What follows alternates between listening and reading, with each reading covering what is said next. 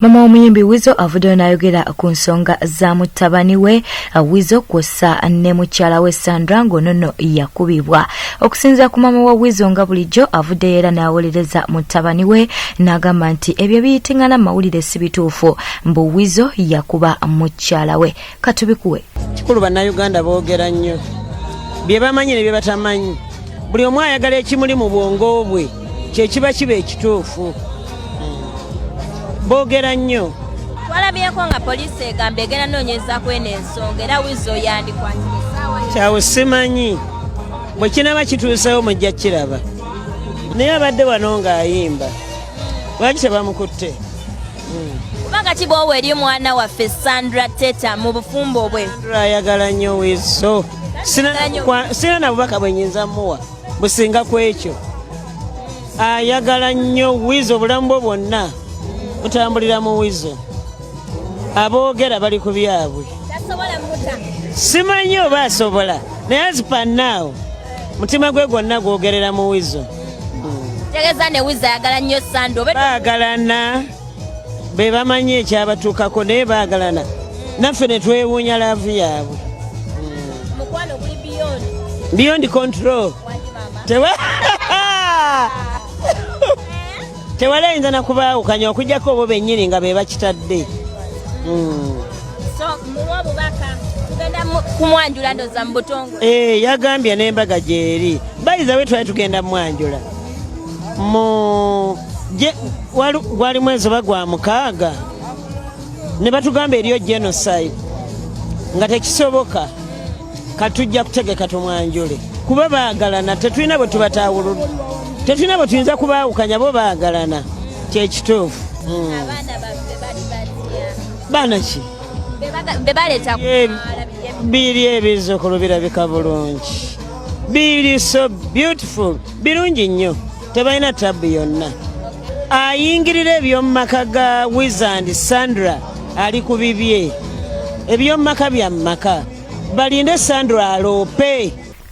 Katukujjukiza osooke osubscribinga ku YouTube channel yaffe, likinga ate lolekewo obubaka bwawo mu comment section. Nga tukyali mu mayanja a family munnange Daniela Atim ono nga ye mukyala wa Jose Chameleon akyagenda mu maaso n'okuba nti no awanda omuliro oluvannyuma lwa maama wa Weasel okuvaayo n'abaako byayogera akubiyitingana mu mawulire. Okusinziira ku Daniela Atim avuddeyo n'agamba nti kati obuzibu buli ku nnyazaala we olwo no tuba twogera ku maama wa Weasel ate nga maama wa Jose Chameleon ate nga maama wa Palaso. N'agamba nti ono asusizza okuba nti no buli kaseera abeera ku sayidi y'abaana be ate era asusizza okuba nti no buli kaseera aba akwekereza ensobi z'abaana be. Bw'ate no bwavuddeyo n'agamba Daniela Atim mukyala wa Jose Chameleon.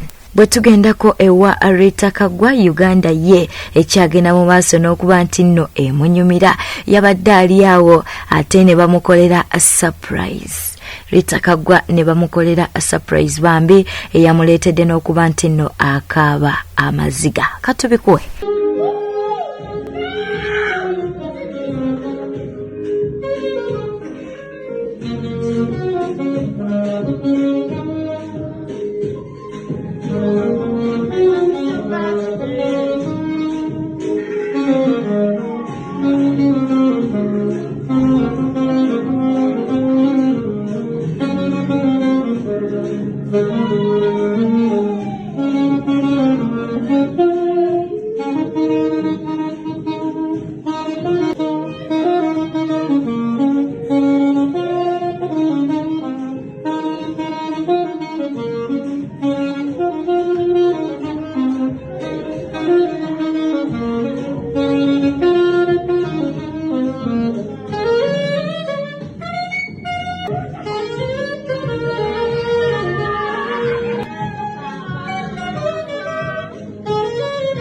bwe tugendako ewa Pastor Jackson Ssenyonga ebibye esibirungi ono n'atwaliddwa mu kkooti. Bani abamututte mu kkooti be bannaffe oba abakozi ba Top TV kwosa ne Top Radio. Nsonga ki bano ne bamuvunaana okuba nti nno tabasasula ssente nga babanja ssente mpitirivu ate ng'ono mu kuba nti nno bamubanja ate yavuddeyo n'akolera muwala we okwanjula okwabadde okw'amaanyi kwe yataddemu ssente empitirivu akosa n'okuba nti nno embaga ya muwala we era nayo yagitaddemu ssente nnyingi. Bwe bityo nno bwe biri ate bo ne balekebwa nga tebasasuddwa. Guno nno si gwe mulundi ogusoose abakozi ba Top TV kwosa ne Top Radio okuvaayo nga beemulugunya nti nno omusumba ono tabasasula.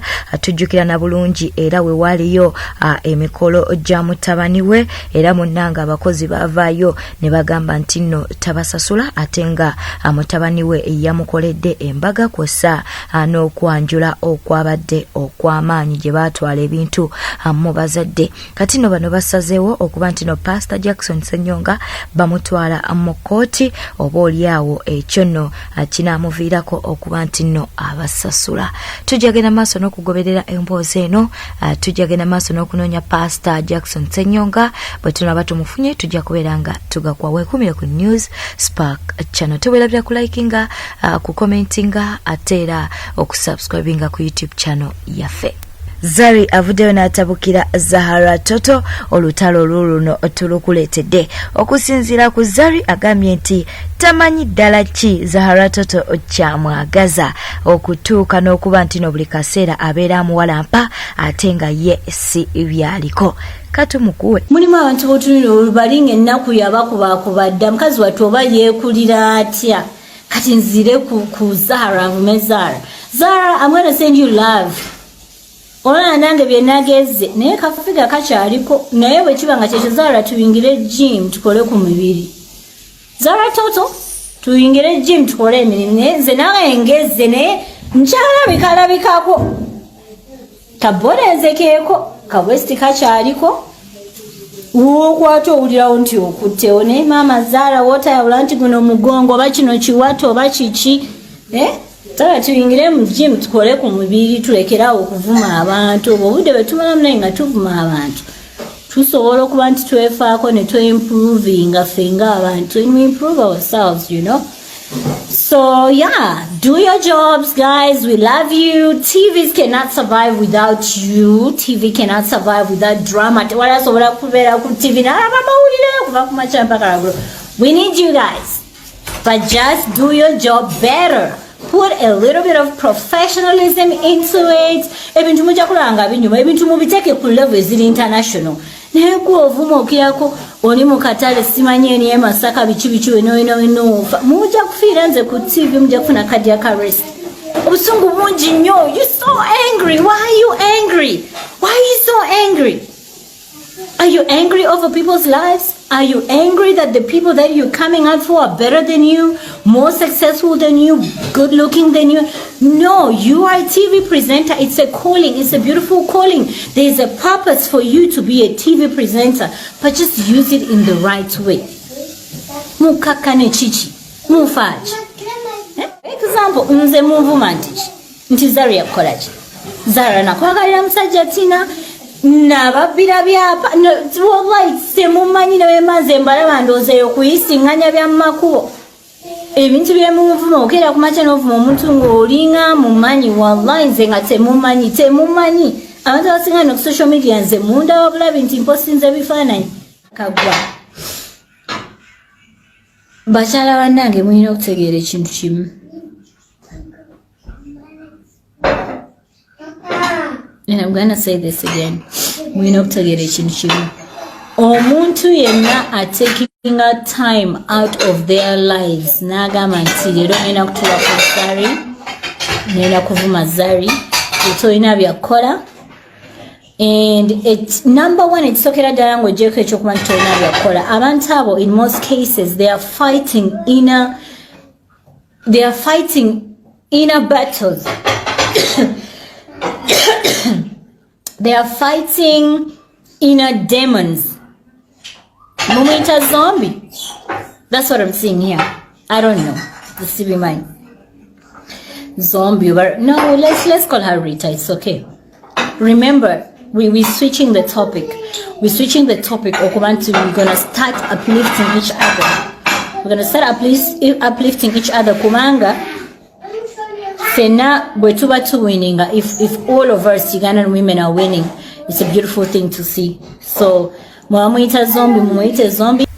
Bwe tugendako ew'omuyimbi Jose Chameleon munanga abantu bamusabudde basabudde Jose Chameleon ku Facebook naye nga tetunabikwasooka olaikinge leka obubaka bwawo mu comment section ate subscribing ku YouTube channel yaffe munanga omuyimbi Jose Chameleon nga tuli mu kukulagaawo yabadde alina performance gyali mu kukola ng'ayimbira abawagizi be wabula ndowooza abantu abasinga ennyambala ye tebaagitegedde bulungi y'ensonga lwaki bavuddeyo ne babeeranga bamusabula bavuddeyo ne bagamba nti designer we yalimbyemu designer we tajja genda mu ggulu designer we lwaki omuyimbi Jose Chameleon abaamuwa olugoye ng'olwo ku Facebook bavuddeyo ne babeeranga basabula omuyimbi Jose Chameleon onavuddeyo ye n'agamba nti alinga ekoloni Santa Maria oyo bw'ati bwavuddeyo n'agamba ate nanfuna Sarah n'avaayo n'agamba nti today you have killed me with laughters via dressing code naye Chameleon you are tired n'ateekawo mukoowu oyo bw'ati bw'agambye ate Angela Nabukenya n'agamba nti yo obupale bw'ayambala obumusiba ne bubanga nappi abujjawa kyekibuuzo kyabuziza ate Judith Kyalimpa n'agamba nti obugundi bwa Jose Chameleon mu maaso awo mu kamuzungu tapama bumpangudde oyo bw'ate bwavuddeyo n'agamba ate ono n'agamba nti kamuzungu tapama story ki bino byonna nno biri ku Facebook nga boogera ku nnyambala ya Jose Chameleon ayogedde ebyo abadde Ngabi Agnes ate omulala n'agamba atya nti designer yakambaza jumpsuit bw'atyo ye bwavuddeyo n'agamba Naroga Janat ate ye Nabukenya avuddeyo n'agamba nti nze byampeddeko eggulo kati oba eyo style ki bw'atyo bw'agambye obadde mulabi mulungi webale kwekumira ku News Spark channel katukujjukize okuba nti no subscribinga ku YouTube channel yaffe likinga videos zaffe ate era bw'oba olina obubaka bw'oyagala okubeera nga oleka mu comment section mukwano osobola obutulekerawo tujja kubeera nga tubusoma beera bulungi weeraba.